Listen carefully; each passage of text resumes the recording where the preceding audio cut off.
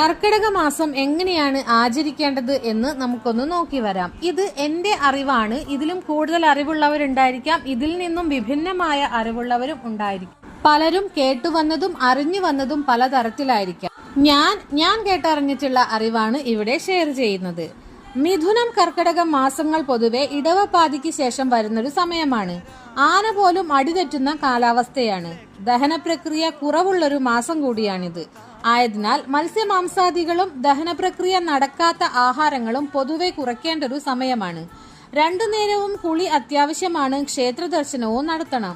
താങ്കളുടെ സൗകര്യാർത്ഥം അരി ആഹാരം ഉപേക്ഷിച്ച് ഗോതമ്പോ പഴവർഗ്ഗങ്ങളോ കഴിച്ച് സൗകര്യമുള്ള ദിവസങ്ങളിൽ നമുക്ക് വ്രതമെടുക്കാം.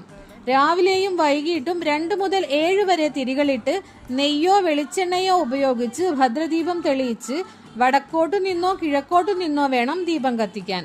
11 പേരുള്ള, അതായത് ശ്രീരാമൻ, സീത, വസിഷ്ഠൻ, ഭരതൻ, ലക്ഷ്മണൻ, ശത്രുഘ്നൻ, ഹനുമാൻ, മഹാഗണപതി, ബ്രഹ്മാവ്, മഹേശ്വരൻ, നാരദൻ എന്നിവരുൾപ്പെട്ട ശ്രീരാമ പട്ടാഭിഷേക ചിത്രത്തിനു മുമ്പിൽ വടക്കോട്ടിരുന്ന് വേണം രാമായണ പാരായണം തുടങ്ങാൻ.